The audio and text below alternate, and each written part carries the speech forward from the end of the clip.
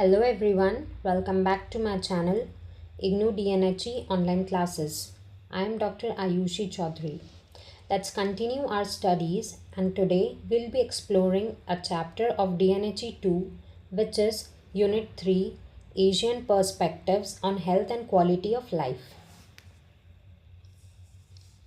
In this unit, we'll explore how different Asian countries have approached health promotion, infrastructure, sanitation, education, and overall quality of life. This unit is especially important because Asia presents a striking contrast. Some countries have achieved remarkable progress, while others continue to struggle with basic health indicators. So, what we will study today: Introduction, Health Policy and Perspectives in Asia, Health Infrastructure and Inputs, Sanitation and Water Supply, Strategies and Education, and Quality of Life in Asia. Several Asian countries like China, Thailand, Indonesia, Sri Lanka, DPR Korea, Malaysia, and Taiwan have made notable progress in health promotion and quality of life. Singapore and Hong Kong, though advanced, are too small for broad comparison. India and Bangladesh, however, lag behind in most indicators. Key dimensions of comparison include GDP spent on health, household medical expenditure, access to safe drinking water and sanitation, doctor-population ratio, immunization coverage, maternal and child care, nutrition, infant and maternal mortality, longevity, communication technology, female literacy, and contraceptive prevalence. Together, these indicators highlight the contrast between developed and less developed Asian countries. Objectives. In this unit, we aim to list the policies and program aspects related to health promotion in selected Asian countries. Compare health status, epidemiological transition, and mortality levels among 7 major Asian nations. Discuss the nature of inputs in health promotion programs. Assess quality of life in terms of communication technology, women's education, calorie intake, contraceptive prevalence, and life expectancy. Health policy and perspectives in Asia. Several Asian nations like China, Thailand, Indonesia, Sri Lanka, DPR Korea, Malaysia, and Taiwan have achieved notable progress in health promotion and overall quality of life. Although Singapore and Hong Kong are significant examples, their small size limits broader comparison. The experiences of these countries offer valuable lessons for nations such as India, though the scarcity of comprehensive data remains a challenge. Comparative analysis are often drawn from in China, Indonesia, Thailand, Sri Lanka, DPR Korea, Bangladesh, and India, with the first 5 demonstrating substantial advancement, while India and Bangladesh continue to lag behind across most health indicators. Key dimensions of comparison include national health expenditure, that is GDP share and household spending, access to safe water and sanitation, doctor to population ratios, availability of health services, immunization coverage, maternal and child care, nutritional status, infant and maternal mortality, life expectancy, communication technology, female literacy, and contraceptive prevalence. Taken together, these indicators underscore the sharp contrast between more developed and less developed Asian countries, offering representative insights into regional health and quality of life. Health infrastructure and inputs. Health infrastructure is composed of several parameters that exert both direct and indirect influence on the health status of the population. Health infrastructure includes doctors, nurses, peripheral workers, hospital beds, transport facilities, and specialists. Among these, certain high priority elements are highlighted below. health delivery personnel, physicians or doctors, nurses and midwives, and peripheral health workers. First is doctors. And most Asian countries, a broadly similar hierarchy of health staff, hospital types, and human resource development programs can be observed. However, facilities for training and professional development in the health sector are more extensive in China and India, while they remain quite limited in many of the smaller Asian nations. As a result, these countries often send their candidates to India, England, and other developed nations for medical training. They do maintain provisions for training peripheral health workers locally. Despite these gaps in human resource development, most smaller Asian countries do not fall behind larger nations like India and China when it comes to the effectiveness of their health delivery systems. As you can see in this table, Korea has the best advantage of having 3.7 doctors per thousand population, followed by China, which is 1.4. India have 0.9 doctors per thousand as against 0.6 in Bangladesh. In other words, number of doctors in Indonesia and Bangladesh are not even half of the number in Korea. It is most critical infrastructural facility for better health delivery system in any country. Therefore, inadequate number of doctors to serve the rural population is the key factor for the general poor health delivery system in most of the Asian countries. Nurses and midwives. As regards the availability of nurse population in Asian countries, Korea tops all the other Asian countries, having 4.4 nurse per thousand population.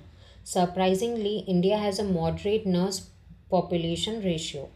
Interestingly, Sri Lanka also has a favorable nurse population of 2.3 per 1000 but not a doctor population. The service rendered in the field of health delivery systems is far from satisfactory. Peripheral workers. Outreach of the program at the peripheral level depends very much on the number and nature of peripheral functionaries employed in a country.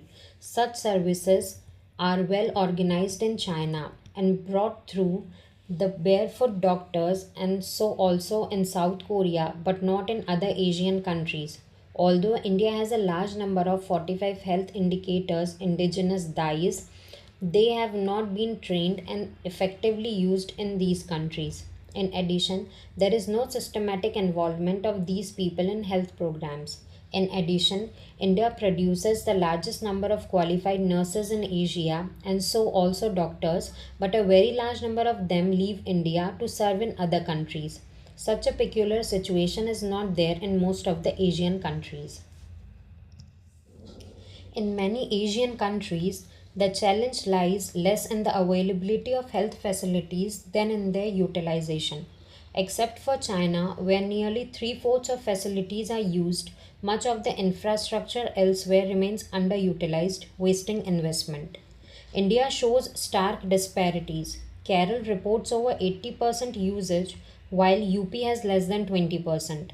Urban areas often have excess facilities, while rural regions face shortages. China's priority is rural health delivery, whereas India invests heavily in urban hospitals and super specialty centers that serve only a minority, leaving rural populations undeserved. Similar distortions exist across other Asian nations. Health program inputs such as immunization, oral rehydration therapy, access to services, and communication technology vary widely.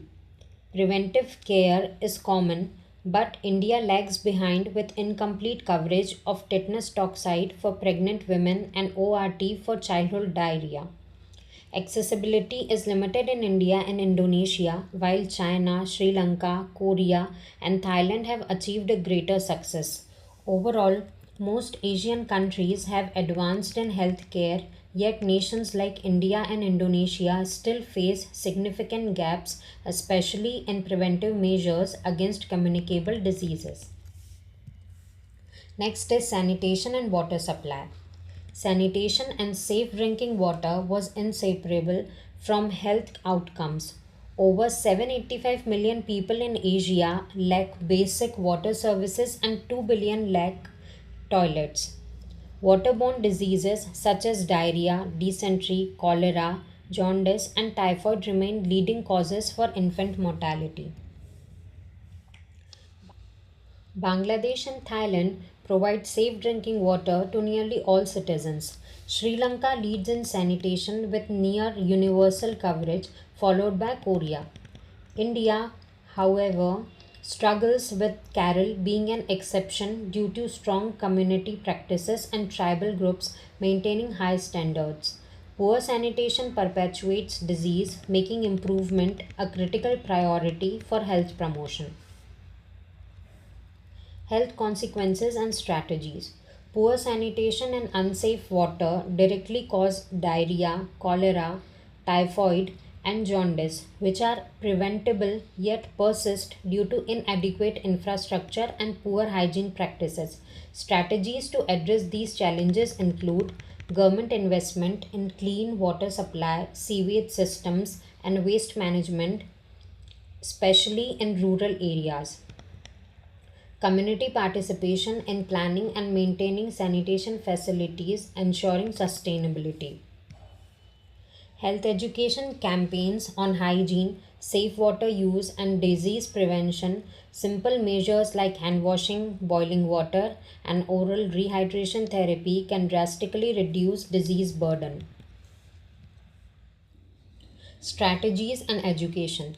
China's barefoot doctor system is a unique model, training individuals in both indigenous and allopathic medicine to provide accessible care. The family bed system allows patients to be treated at home, reducing hospital demand. Traditional practices like acupuncture, herbal remedies such as ginseng, and balanced diet contribute to longevity.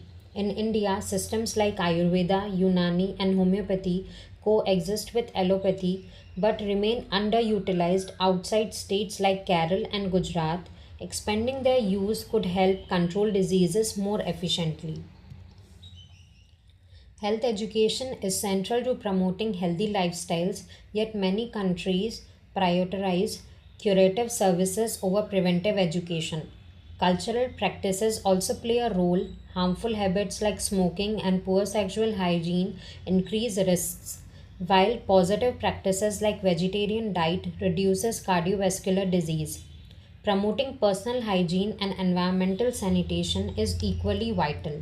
Countries like Sri Lanka, Thailand, and China have achieved higher standards, while India and Bangladesh remain at the bottom. Poor sanitization perpetuates waterborne and airborne diseases such as diarrhea, cholera, typhoid, tuberculosis, and influenza. Overall, China's innovative health delivery models, combined with strong health education and culturally sensitive practices, demonstrate how preventive strategies can complement curative care.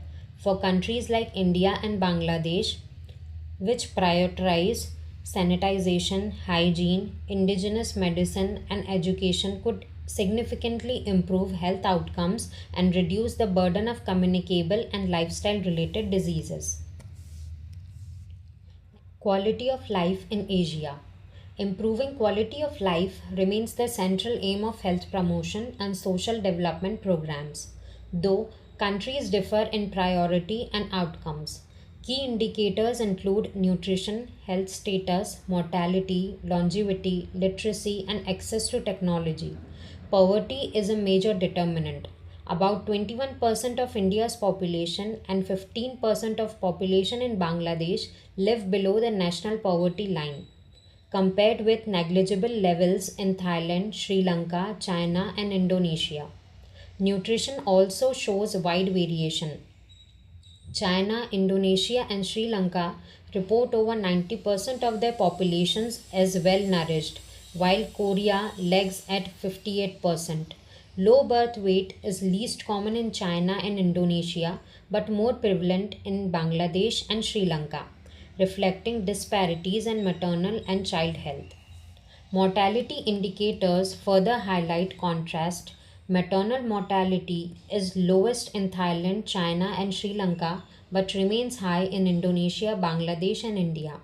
These differences stem from stronger sanitation, safe water, robust health systems, and preventive strategies in the more advanced countries. Longevity follows similar patterns. Sri Lanka, Thailand, and China achieve life expectancy above 76 years, while India trails at under 70. Social indicators further reinforce these disparities. Female literacy is nearly universal in Korea, China, Sri Lanka, and Indonesia, while India lags at around 90%. Access to mass media and technology also varies. Thailand leads in television ownership, whereas internet penetration remains low in Bangladesh and only moderate in India. Family planning and contraceptive use are strong in China, Thailand, and Indonesia, but weaker in India and Bangladesh, limiting improvements in women's quality of life. The epidemiological transition highlights how disease patterns shift with development. Less developed countries continue to face deficiency and communicable diseases linked to poor sanitation and hygiene, while more advanced nations increasingly confront non communicable conditions such as cardiovascular disease, cancer, and diabetes driven by lifestyle changes. Taken together, these indicators show that while countries like China, Thailand, and Sri Lanka have made significant strides in improving quality of life, India and Bangladesh must focus on poverty reduction, nutrition, sanitation, health education, and preventive care to bridge the gap. In conclusion, Asian countries present a wide spectrum of health outcomes. China, Thailand, and Sri Lanka demonstrate how strong policies, preventive strategies, sanitation, and education can transform health and quality of life. India and Bangladesh must prioritize poverty reduction, nutrition, sanitation, and preventive care to close the gap. The lesson is clear. Equitable distribution of health resources combined with education and community participation is the key to improving public health and quality of life across Asia. Here are some questions from this unit. You can go through these and prepare for exam. In the next video, we will study Unit 4, Agents of Contamination.